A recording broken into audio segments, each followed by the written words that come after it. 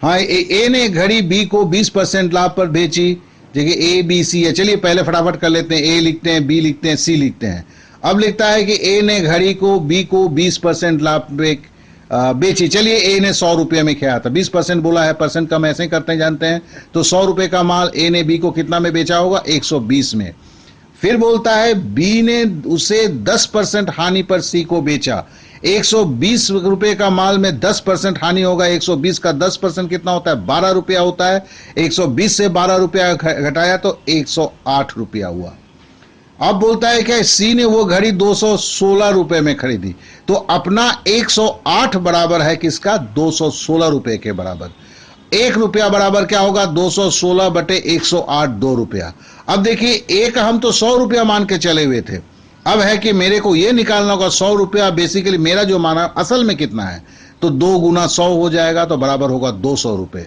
तो देखिए ये एक्स नहीं लेके बहुत ही फास्ट होता है, तो इस विधि को जरूर अपना। अगर आप एक्स की विधि को करते हैं तो इसको 2-4 बार प्रैक्टिस कर लीजिए। क्या कि ये ए बी सी भी नहीं लिखना होता है, सीधा 100 मारा 120 108 करके फटाफट हो जाता है।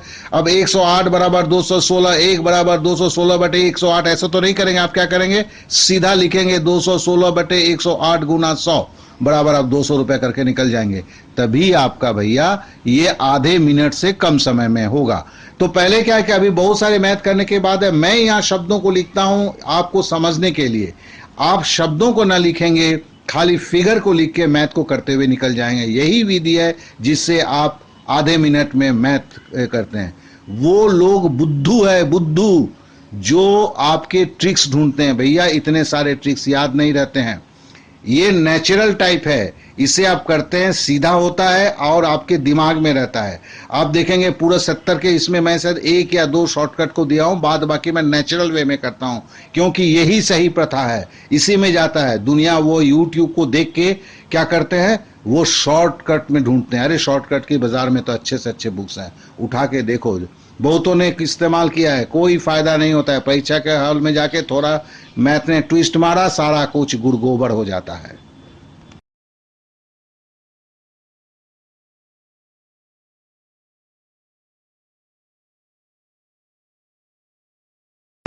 128 रुपये प्रति सैकड़ा की दर से 300 केले खरीदेगा। एक मजे की बात बताता हूँ, ये जब क्लास में कराता हूँ कभी कभी बच्चों का बड़ा हालत खराब हो जाता है, मेरे को बड़ी हंसी आती है यार। लगता है कोई सब्जी बाजार में जाता नहीं है, तो 128 रुपया सैकड़ा है तो 300 केले का चेहरा देखते बनता है। क्या करते हैं भैया, 100 रुपये 300 केला खरीदना है, 128 रुपये में 100 केला है तो 300 बटे 100 गुना 128, या सीधे सीधे 128 को 3 से गुना कर देते हैं, तो हो गया 384 रुपया। अब बोलता है 84 रुपया 67 रुपया 66 रुपीज, उसमें उसको लाभ कमाना है। वो एकदम सोच के बैठा है कि 384 रुपये का माल मेरे को लगा ये 300 केला खरीदने में, और 66 रुपये मेरे को प्रॉफिट चाहिए भैया, बड़ी मेहनत किया है हमने।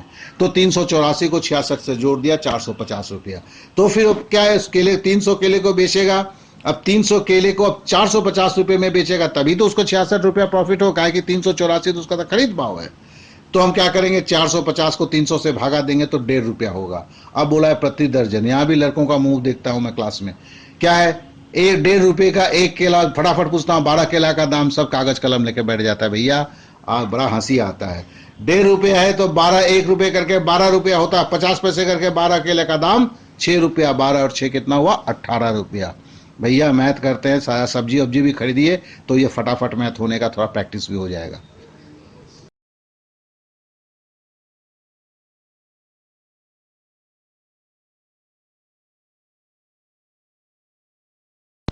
एक रंगीन टीवी सेट 13,440 रुपये में उपलब्ध है। मतलब उसका 13,440 रुपये में एक कलर टीवी मिलता है, जिसमें विक्रय मूल्य अर्थात सेल टैक्स भी शामिल है। यदि टीवी सेट का मूल्य लागत 12,000 रुपये है, और बोलता है कि एक्चुअली टीवी का दाम जो है 12,000 रुपये है, तो विक्रय मूल्य कर मतलब सेल टैक्स का क्या दर है। तो पहले देखिए 13,440 ओरिजिनल लगता था, लेकिन टीवी का कीमत था 12,000 रुपया। तो 13,440 से 12,000 घटा दिया तो हो गया 1,440 रुपया। अब 1,440 रुपया टैक्स लगा है। अरे किस पे लगा है टैक्स, 12,000 रुपये पे ही तो टैक्स जुड़ के 13,440 हुआ ना, तो परसेंटेज ऑफ टैक्स कैसे निकालेंगे? 1440 बटे किस पे लगा था? 12,000 पे। 1440 बटे 12,000 गुना 100 बराबर क्या हो गया? 12%।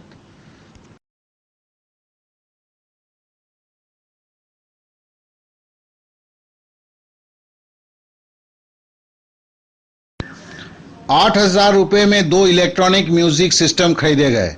पहले में 4% लाभ पे बेचा गया, दूसरे को 40% हानि में बेचा गया।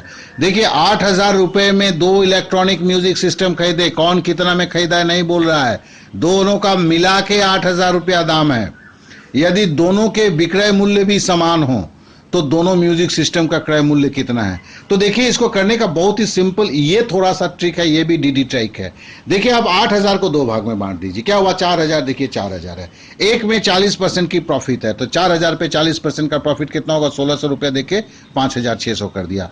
दूसरे में बोलता है कि 40% की हानि है, तो 4,000 का 40% हानि में होगा 1,600 होगा, ₹1,600 घटा दिया। तो एक को भैया वो ₹2,400 में बेचा है और दूसरे को ₹5,600 में बेचा है, और इस तरह उसका हिसाब हुआ है। तो इसको जरा 2-3 बार करके ये भी समझ लीजिए। जब भी इस तरह के हैं, दूसरे हर बुक में देखेंगे थोड़ा लंबा चौड़ा करके हिसाब देता है। अपना तो नाम डीडी है यार, अपने डेयर डेविल के टाइप के इंसान है, ये सबको छोटे मोटे में निपटा डालते हैं। आप भी इसको करना सीख लो।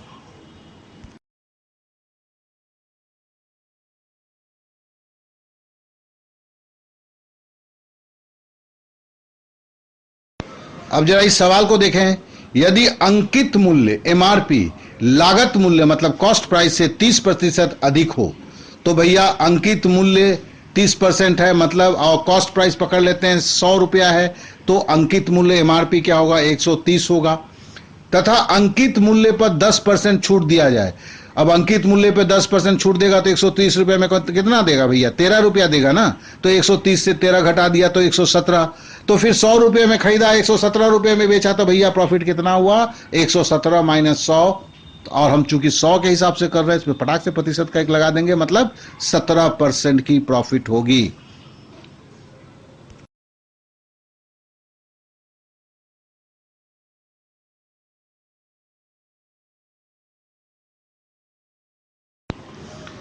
चीनी में ₹2 प्रति किलोग्राम की कमी होने पर एक क्रेता को ₹16 में 4 किलोग्राम अधिक चीनी प्राप्त करता है, तो चीनी की मूल्य दर क्या है? पता नहीं किताब में RS अग्रवाल भी इतना कुछ किया हुआ है यार। सिंपल सी बात को सिंपल तरीके से सोचते हैं। मैं पहले ₹100 का चीनी खरीदता था, ठीक है ना। अब चीनी का दाम घट गया है, मैं उसको ₹100 दिया, तो मेरे को वो पैसा रिटर्न किया। मैंने बोला कि यार पैसा मत रिटर्न करना है यार, तो मेरे को उससे चीनी दे दे। तो मेरे को उसने 2 किलो चीनी दिया ज्यादा। तो फिर क्या हुआ? चीनी का दाम कितना हुआ? 2 किलो ज्यादा दिया हुआ था तो ₹5 करके हुआ ना, ₹10 का दिया हुआ था, वापस कर रहा था ₹10 का नोट मेरे को। मैंने बोला तो क्या है कि खाली जो है हमें उतने में जो जितना मिला हुआ है उससे खाली भागा दे देना पड़ता है। जैसे आप देखिए यहां पे क्या है, ₹16 में 4 किलो ज्यादा चीनी मिला, तो ₹16 में 4 किलो ज्यादा चीनी मिला, तो हमको 16 से सीधा 4 से भागा दे देना है, कुछ नहीं करना है। तो आप जानेंगे जितना भी इसका मैथ उठा के आपको है तो कीजिए, तो बस एक लाइन में नहीं है, मुजबानी होता है। 16 को 4 से भागा दिया, ₹4, बात खत्म हो गई।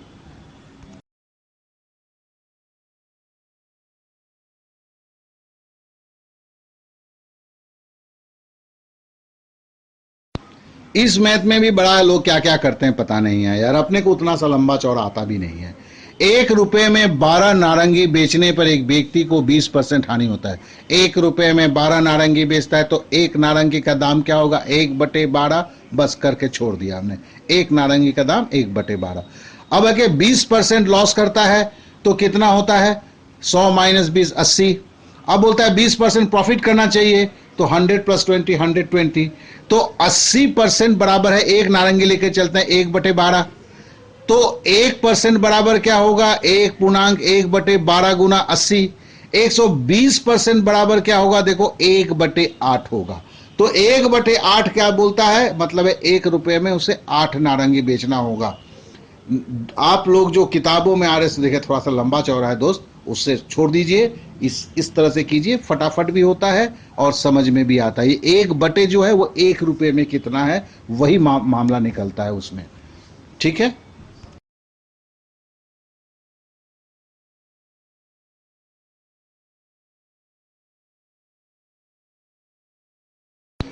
अगर क्रय मूल्य सीपी 20 रुपये है और परसेंटेज ऑफ लॉस 25% है, लॉस 25% बराबर 100 माइनस 25 बराबर 75%, मतलब 100 रुपया में माल खरीदता है, 75 रुपये में बेचता है, तभी तो लॉसवा होता है।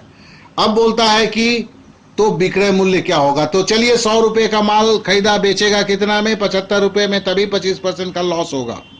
तो 1 रुपये का माल कितने में बेचेगा, 75/100, और खरीदा कितना है, 20 रुपये में, कॉस्ट प्राइस बोला हुआ है, तो 20 रुपये का माल कितना में बेचेगा, 75/100 गुना 20 बराबर हो गया 15 रुपया। 15 रुपये में बेचेगा तो उसे आपका 25% का लॉस होगा।